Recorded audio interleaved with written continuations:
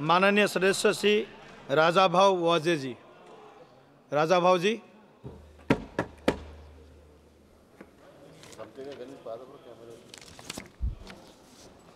माननीय सभापती महोदय, अर्थसंकल्पावर बोलण्याची संधी दिल्याबद्दल मी आपले प्रथमतः आभार मानतो। या अर्थसंकल्पात कृषी क्षेत्राला पहिले इंजिन म्हणून महत्त्व दिले गेले। असे असले तरी देशातील शेतकऱ्यांना सरकारच्या योजनांचा लाभ मिळतील याची खात्री आपल्याला करावी लागेल। भारत हा कृषीप्रधान देश असून आपल्या शेतकऱ्यांच्या मेहनतीमुळे आपण अन्नधान्यात स्वयंपूर्ण आहोत। मात्र बदलते हवामान, वाढता उत्पन्न खर्च आणि बाजारभावाची अनिश्चितता यामुळे शेतकऱ्यांना अनेक अडचणींना सामना करावा लागत आहे।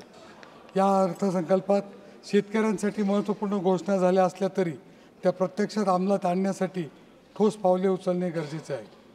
प्रधानमंत्री धनधान्य कृषी योजनामध्ये नाशिक जिल्ह्याचा समावेश व्हावा यासाठी मी मागणी करत आहे।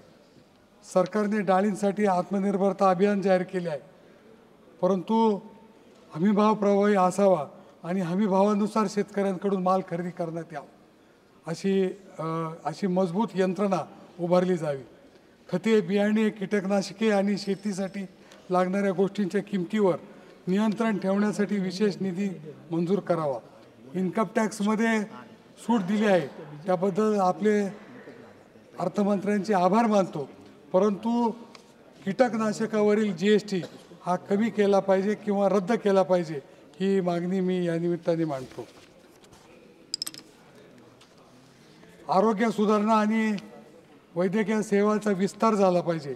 ग्रामीण भागात आरोग्य सुविधा कागदावरच आहेत, पण त्याचे योग्य ती अंमलबजावणी होत नाही। त्याबाबत एक महत्त्वाची सूचना मी करू इच्छितो। आता प्रयागराजमध्ये कुंभमेळा चालू आहे। 2 वर्षानंतर 2027 साली नाशिक येथे आणि त्र्यंबकेश्वर येथे कुंभमेळा होणार आहे।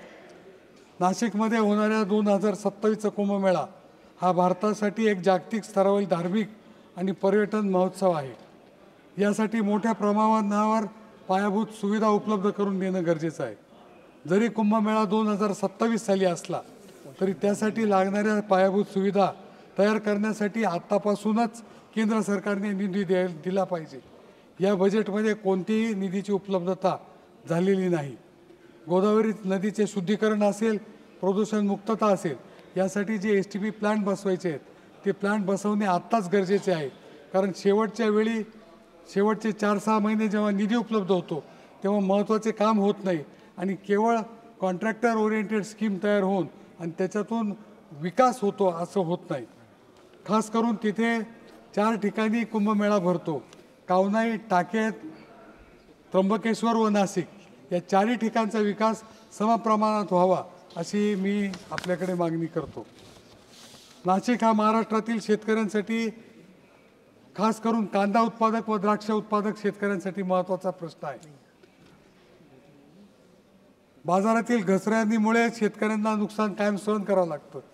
त्यामुळे बाजाराशी सुसंगत असे आर्थिक धोरण सरकारने अवलंबलं पाहिजे।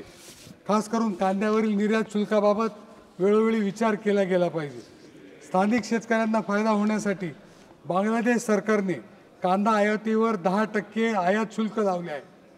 त्यासाठी भारत सरकारने 20% जे निर्यात शुल्क लावले आहे ते कमी केल्याशिवाय यावर्षी जे बंपर क्रॉप होणार आहे त्याचा उपयोग होणार नाही आणि शेतकऱ्यांना रास्त भाव मिळणार नाही। म्हणून मी सरकारला मागणी करतो की जो 20% निर्यात शुल्क आहे ते ताबडतोब हटवलं पाहिजे। पर्जन्यावर अवलंबून असलेल्या शेतकऱ्यांसाठी अधिक सिंचन प्रकल्प मंजूर करावेत आणि प्रधानमंत्री कृषी सिंचन योजना अधिक प्रभावीपणे अंमलात आणावी। शेततळ्यांसाठी आणि पाणी साठ्यासाठी जास्त निधी उपलब्ध करून द्यावा।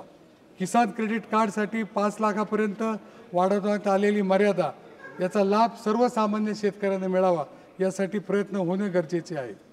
मी आपल्याला एक विनंती करतो की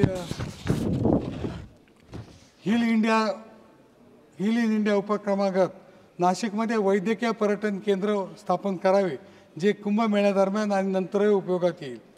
नाशिकमध्ये कुंभमेळ्याच्या दरम्यान इन्फ्रास्ट्रक्चर निर्माण करताना नवीन शासकीय दवाखाना निर्माण व्हावा, कारण तिथे जी आरोग्य सेवा आहे ती कुंभमेळ्यासाठी पर्याप्त नाही. मी शेवट फक्त एकच बोलतो की मान्य सभापती महोदय, भारतातील शेतकरी हा देशाचा कणा आहे. त्यांच्या विकासाशिवाय देशाचा विकास होऊ शकत नाही.